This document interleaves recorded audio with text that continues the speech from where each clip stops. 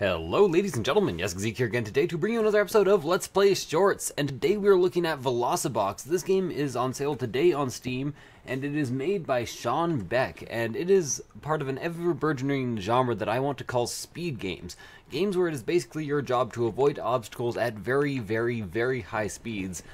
I've got to say, so far out of the games I've played in this genre, this may be one of the hardest and one of the least entertaining. I still did get like a good 2 hours worth of entertainment out of it just today, but man is it hard to play. And as far as I can tell, there's only one audio track, which to me always kind of kills the genre, but it is fun to play, so come check it out. It's $5.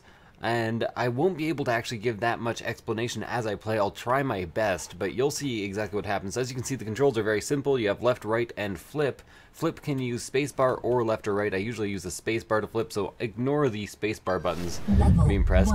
So this is going to start going pretty damn fast. As you can see, I'm flipping there, and I've died already. I've only made it to level 3. And there's achievements for getting up to level 10. Right now, I am like 36th on the leaderboard, and this is my level of play at present. So I find what it's actually helpful to do is just try your hardest to survive. To actually advance the level, what you need to do is get orange boxes, and those orange boxes actually advance your current level. As you can see, that little one is building up in the left corner over there, and I've died already. I almost got to level 2 there. Getting to level 2 doesn't happen very often. I have in the past gotten to level 3. Another little piece of advice I have is stick to the broad walls instead of these narrow walls, because the narrow walls are dangerous, and if you flip on them, you will generally just run into an obstacle right away. So, as you can see, I died again there. I'm not sure how I ended up restarting there. I must have pressed like continue or something instead of restart. And this is the game. Another small problem I have with it, there's a lot of games like this, such as, what's it called now? Super Hexagon. Very hard to focus and talk about this game at the same time. Actually, it might be better off... Oh, there we go, made it to level 2. Might be better off... Oh, I don't even know what I'm trying to say. Unlike Super Hexagon, the song doesn't continue as well. Like, it has a bit more of a pause to it and doesn't just continue off in a different part of the song. So you don't end up hearing a lot of the song, it just continues off from where the song left off. This is one of my favorite obstacles, and like Super Hexagon, there is actually like a memorizable pattern or like certain obstacles that you can get better at navigating. The thing is, it doesn't give you as much time to actually get used to the obstacles, and the obstacles don't come as slowly at first and then speed up. You're always just going full speed. Not to mention when you get to level 2, these obstacles don't even matter anymore. Another confusing thing is when you flip, like left and right kind of naturally reverse. Now I'm not going to say this is poor game design because that makes a lot of sense, but it does make it very confusing to flip and then control, because in this game you need to immediately have the solution for the next problem as the next problem presents itself.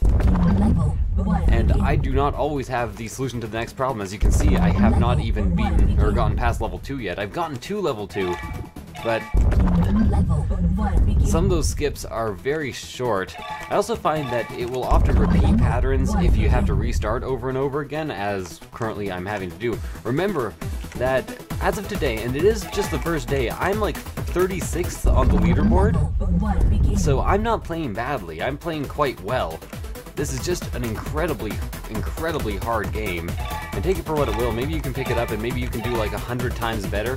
I'm assuming the devs actually had some success with the game, because I can't imagine them releasing an unbeatable game or a game where they couldn't get past level 3. No. Also, you do actually spend time traveling through the air, and that's an important thing to realize, because some of the obstacles later on actually depend on that. As you have to kind of jump over things in order to actually get them. Yeah, that's how I'm going to put that. No! But sometimes when you start flipping, you end up kind of, I'll call it panic flipping. And if you panic flip, you generally just lose. So, probably a good thing to avoid if at all possible. Again, I'm just in survival mode right now. Okay, there we go.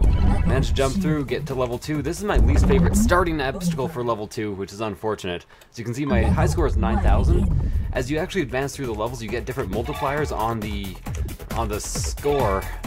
So you start gaining points faster and faster. So 1,000 is not that far away from 5,000, is not that far away from 10,000.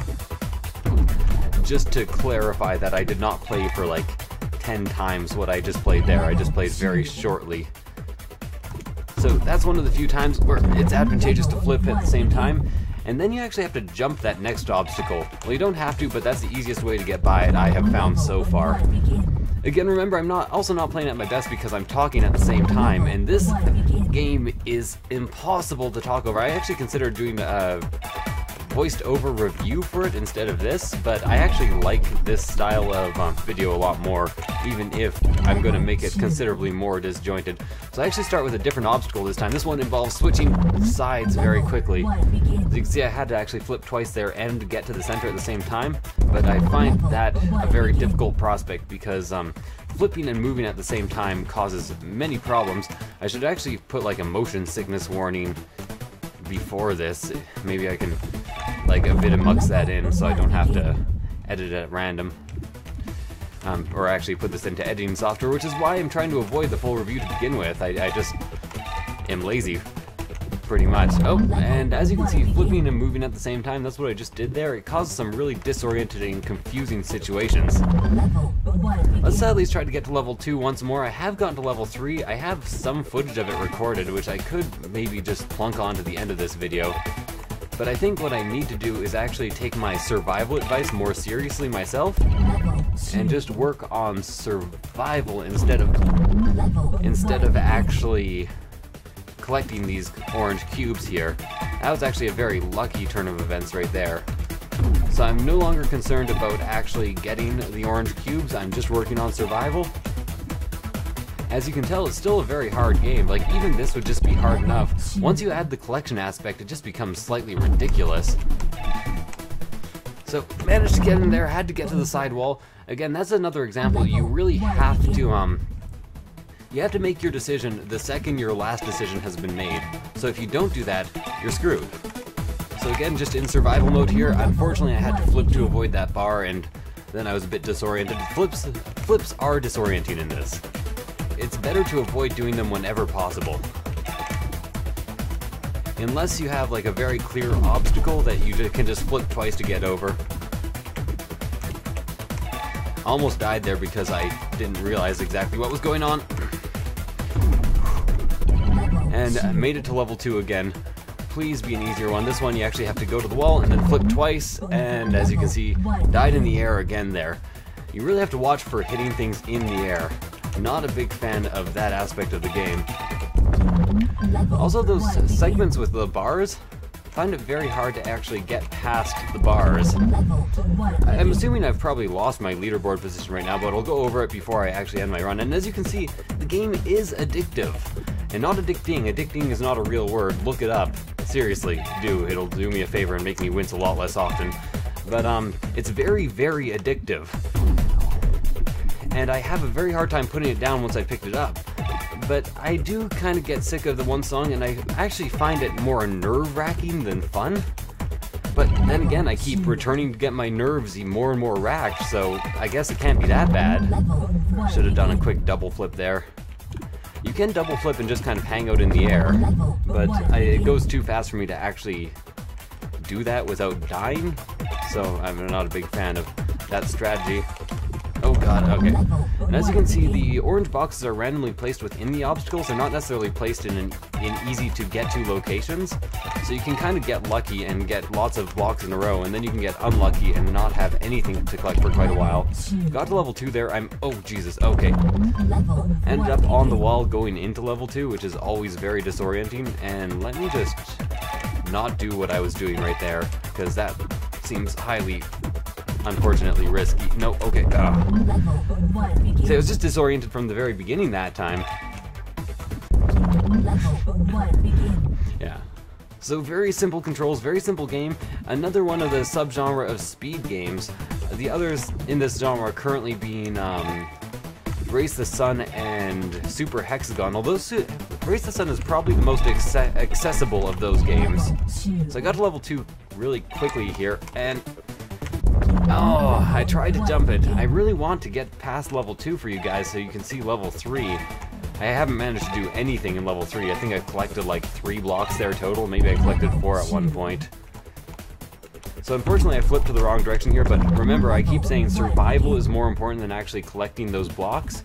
If you can survive long enough, you will eventually have the blocks just kind of like, they'll come to you. So just work on missing the death conditions, and eventually you'll live. Eventually you'll get to further levels. So this one you actually have to jump, as you can see there. Oh, and I ended up on the wall there again, but I was doing pretty well there in level 2. Wasn't I? Wasn't I? Indeed. Yes, indeed. Ropes, indeed. You can also jump to pick up those orange orbs, which I was trying to do there, but the jumps are actually really hard to pull off because it happens so fast that you kind of underestimate or underestimate space constantly. And again, the main thing is you just don't have time. It never, it doesn't start out slow and increase in speed. It's just always going full tilt. I hope I'm doing a fairly good job of representing this game, because that level 1 sound is pretty much a description of like 90% of my time in this game. Level 1 begin. Level 1 begin. Level 1 begin. Over and over again. Again, not the best of these speed games, but fairly well designed. You know, I've gotten my $5 out of it.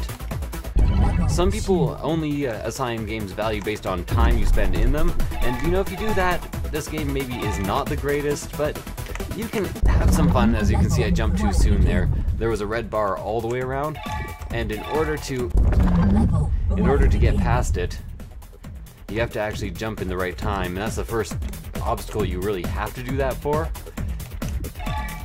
So far I'm doing pretty badly here. I did manage to pick up one orb in a fancy way, which, you know, that's always good. You get to show off that I at least have minor skill in this game. The minor skill, the major fifth. The baffled kiss composing. Oh, there we go. Completely destroyed. Anyways, this is going to be my last run, whether or not I do well. It's not like a series that I could very conceivably let's play. It's just too tough. But maybe I can get... Oh! Okay, so let's go to the menu. I'll show you the rest of the options. As far as I know, there's only the levels and the achievements. There's a lot of achievements you can get. I have 3 of them. Do I need a mouse to actually point at them? No, it just says I have 3 of them. You can see them on Steam. If you go to the leaderboard, I'm still 55 in the world at the moment. And I'm not that good of a gamer. So if you want to go for high leaderboard scores, this game will probably do the trick for you. And these guys aren't that far off from me. My score is 9,000. But it's really, really, really tough. If you're into that balls to the wall hard challenge, this probably would be a great game for you. Again, $5 on Steam. But for me, this is probably the only 2.5 hours, 3 hours I'm going to spend with it. So anyways, thank you guys for watching. I hope you enjoyed the episode. If you did enjoy it and you want more content of this type, please like, comment, subscribe, share, you know, all that jazz. And if you really, really enjoyed it, feel free to click on my Patreon link in the description below and support me monthly. Anyways, thank you guys for watching. I hope you enjoyed it, and I will see you guys next time. Bye.